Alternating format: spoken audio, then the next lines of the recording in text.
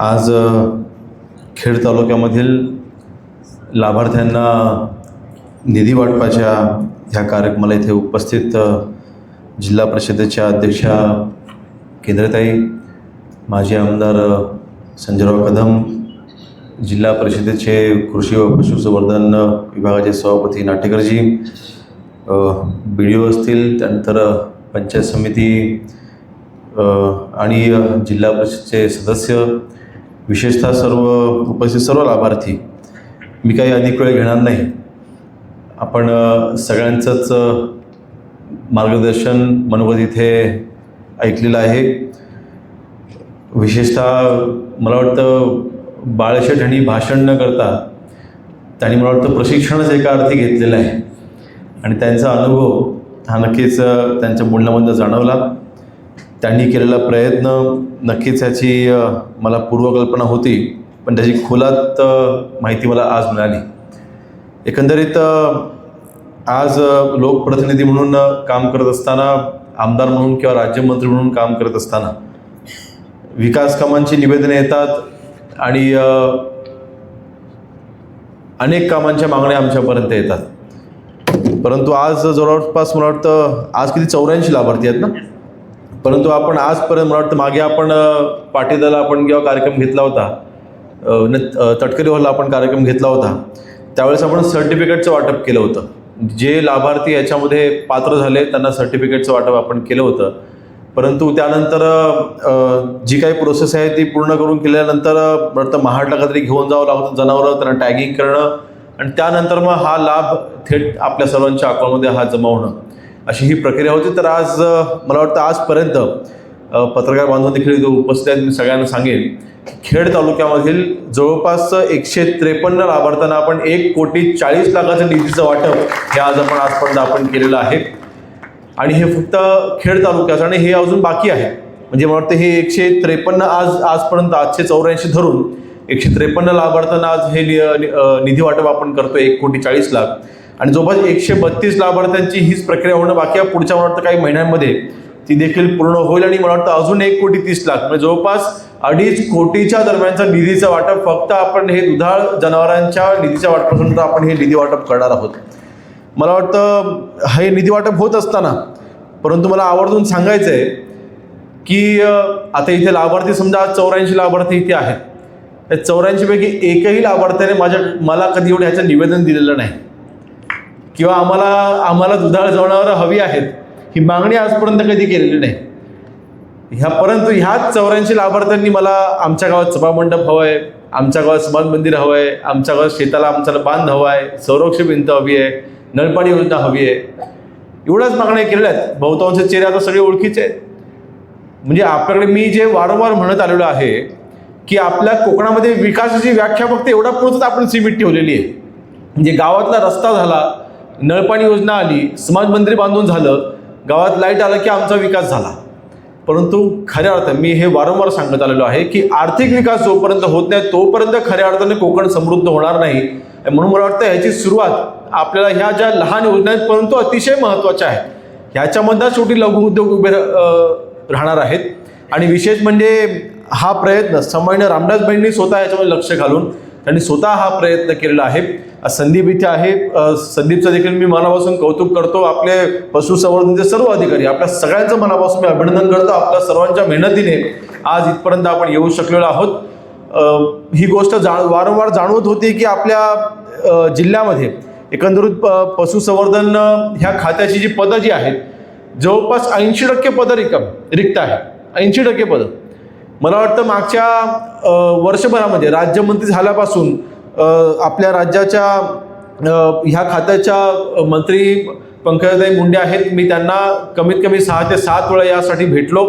आणि फक्त दापोली मतदारसंघ नाही, रत्नागिरी जिल्ह्यामधली जेवढी रिक्त पदं आहेत यासाठी कमीत कमी मी 10 ते 11 पदं माझी पत्र दिलेली आहेत. स्मरणपत्र 1, स्मरणपत्र 2 करून दर महिन्याला मी 1 पत्र दिलेलं आहे.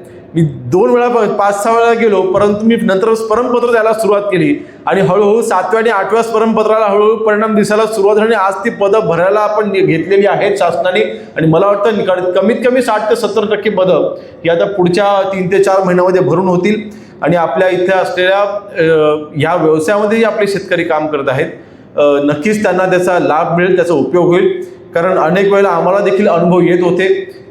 आज आमच्याकडे देखील आपल्याला माहिती आहे की आमच्या सैनिक शाळेत देखील 40पेक्षा जास्त तिथे गायी आहेत आणि त्यांना आजारी कधी झाले तर पशु अधिकाऱ्यांना आम्हाला रत्नागिरीवरनं बोलावून घ्यावं लागत होतं किंवा जो काही त्रास सहन करावा लागत होता. आणि जर का आमच्या घरात ही अडचण आम्हाला ती जाणीव झाली म्हणून आम्ही तेव्हा विचार केला की जर का आमदार असून आमच्या घरामध्ये आम्हाला जर का रत्नागिरीवरनं डॉक्टर बोलावे लागत असतील तर मग सर्वसामान्य शेतकऱ्यांची काय परिस्थिती असेल. त्यावेळेस आपण त्याचा पाठपुरावा करून आपण त्या आता हळूहळू रिक्त पद आपण भरतो आणि डॉक्टरांची आपण उपलब्धता करतोय. मगाशी संजय राणे यांनी इथे जो विषय घेतला की फिरते दवाखाने, खरं तर मंडणगड तालुक्यामध्ये एक तिथे मोबाईल व्हॅन तिथे कार्यरत आहे, परंतु नक्कीच काही गोष्टींची आपली शोकांतिका आहे किंवा दुःख होतं किंवा एक मानसिकता लक्षात येते. ज्यावेळेस 6 महिन्या अगोदर मी याचा आढावा घेतला होता मंडणगड तालुक्याच्या पंचायत समितीमध्ये, त्यावेळेस बाब लक्षात आलं की जवळपास 5-6 महिने ती जो फिरता दवाखाना आहे तो बंद होता. म्हटलं का चालू नाही, विचारायला लक्षात आलं की तिचे टायर चेंज करायचे होते आणि तिचा खर्च किती होता, फक्त 5,000 रुपये. 5,000 रुपये टायर खर्च करायचा होता म्हणून ती व्हॅन जवळपास 5 महिने बंद होती. मला वाटतं हा थोडा आपण आपल्या मानसिकतेमध्ये हा बदल आपण केला पाहिजे की आपण मदतीच्या भावनेने जोपर्यंत ह्या क्षेत्रामध्ये आपण काम करणार नाही तोपर्यंत आपण शेतकऱ्यांना लाभ मिळवून देऊ शकत नाही. आणि म्हणून मला वाटतं आपली दिलेली सूचना नक्कीच अतिशय चांगली योग्य आहे. मंडणगडला आहे, आता तिचं चालू झालेली आहे, परंतु तशाच पद्धतीने आता खेड आणि दापोली किंवा आपल्या सगळ्याच तालुक्यांमध्ये अशा पद्धतीच्या मला वाटतं नाटेकर साहेब आपण सिंधुरत्न योजनेमधनच त्याची आपण मात्र निधी उपलब्ध करून घेऊ शकतो किंवा स्टेटचा पण मला वाटतं ह्यासाठी निधी आहे. स्टेट करता देखील आपण प्रस्ताव आम्हाला द्या, जिल्ह्याचे प्रस्ताव माझ्याकडे द्या. मी पुढच्या आठवड्याभरामध्ये 100% माननीय मंत्री महोदयांना मी स्वतः भेटेन आणि आपल्या रत्नागिरी जिल्ह्यामध्ये सगळ्या तालुक्यामध्ये आपण हे फिरते दवाखाने, पशुवैद्यकीय दवाखाने आपण उपलब्ध करून देऊ, जेणेकरून शेतकऱ्यांना म्हणजे जनावर घेऊन त्यांना तालुक्याच्या ठिकाणी यायची गरज पडता कामा नये किंवा फिरते दवाखाने असते तर ते जागच्या जागी त्यांना तिथे उपचार देता येतील. मला वाटतं आज ह्या एवढा निधीचं वाटप करत असताना आणि दुधाळ जनावर आपण तिथे सांभाळत असताना फक्त आपण ती एखाद्या आपल्या 10-15 गावं मिळून मला वाटतं काही ठिकाणी आता केंद्र झालेली आहे, बरोबर ना.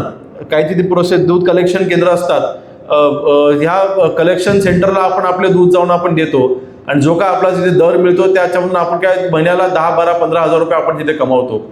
परंतु मला वाटतं ह्याच्यामध्ये जोपर्यंत व्हॅल्यू ॲडिशन म्हणजे जोपर्यंत दुधाच्या माध्यमातून अन्य पदार्थ बनवायला आपल्याच तालुक्यामध्ये सुरुवात होणार नाही तोपर्यंत मला वाटतं आपल्या शेतकऱ्यांच्या उत्पन्नामध्ये वाढच कधी होणार नाही. म्हणजे आज आपण दूध तयार करतोय, दूध तयार करून ते तालुक्याच्या बाहेर जाते आणि कदाचित ते जिल्ह्याच्या बाहेर जाते आणि जिल्ह्याच्या बाहेर जाऊन मग तिथून पदार्थ तयार होतात आणि ते तिथल्या तिथे बाहेर विकले जात आहेत. त्याचा थेट फायदा हा काय आपल्या शेतकऱ्यांना होत नाही. पण जोपर्यंत आपल्या तालुक्यामध्ये असे प्रकल्प जोपर्यंत उभे राहत नाही तोपर्यंत आपल्या शेतकऱ्यांना दर चांगले मिळणार नाहीत. आणि म्हणून मला वाटतं त्यासाठीच आता आमचे प्रयत्न आहेत. आता माझ्याकडे आपल्याकडे ग्रामविकास खातं देखील आहे.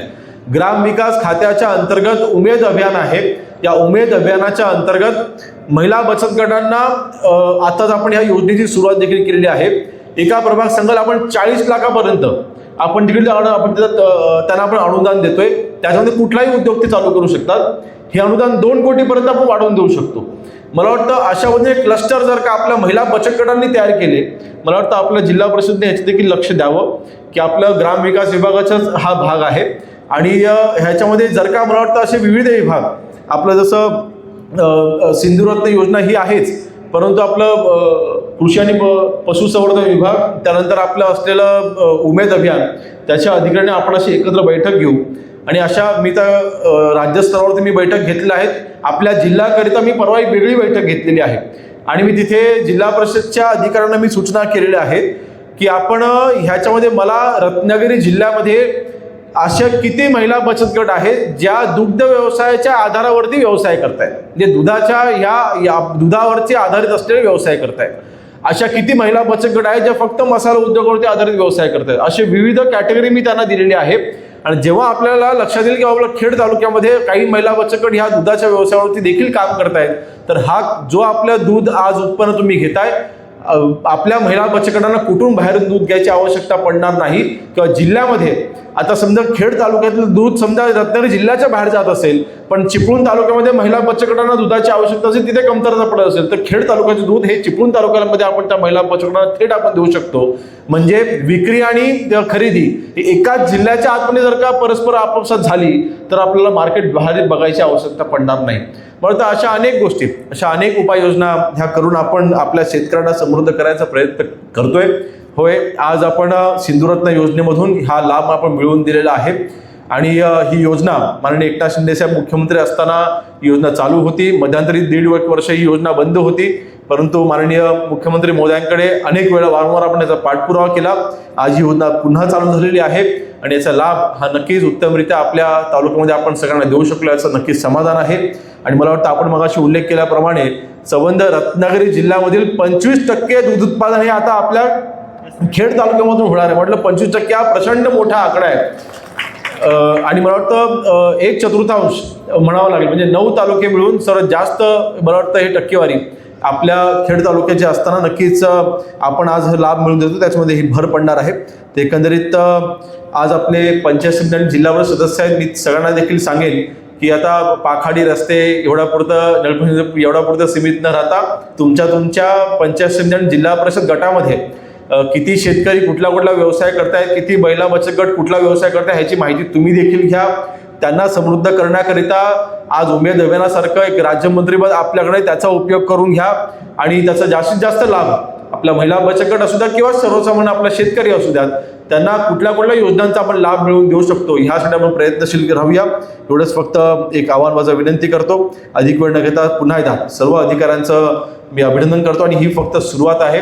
सन्माननीय रामदासबाईंनी घेतलेला हा पुढाकार आणि यामार्फत आज आपण 84 लाभार्थ्यांना आज मला वाटतं आपण जवळपास 76 लाख निधीचं वाटप आपण इथे करणार. मला वाटतं सगळ्यांच्या अकाउंटला निधी जमा व्हायला सुरुवात देखील झालेली आहे. आपण आता चर्चा करण्याचं भाषण असताना आपल्या अकाउंटला जो काही लाभ आहे तो जमा व्हायला सुरुवात झालेला, आपला मेसेज देखील आता आलेले असतील. तर एकंदरीत ह्या माध्यमातून आपण जास्तीत जास्त शेतकऱ्यांना समृद्ध करायचा आपण प्रयत्न करूया. एवढीच फक्त विनंती करतो आणि अधिक वेळ न घेता इथेच थांबतो. जय हिंद, जय महाराष्ट्र.